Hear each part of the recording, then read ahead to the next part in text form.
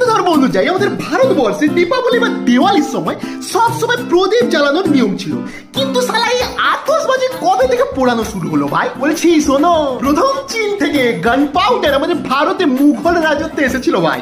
তখন কিন্তু আমাদের ভারত, বাংলাদেশ আর পাকিস্তানে একসাথেই ছিল। এই গান পাউডারই কামানে ব্যবহার হতো, আর এই গান পাউডার থেকেই প্রথম আতশবাজি তৈরি করা হয়েছিল। সেই সময় মুঘল রাজারা আতশবাজি যুদ্ধ জয়ের আনন্দে বা কোনো উৎসবে ফাটাতো।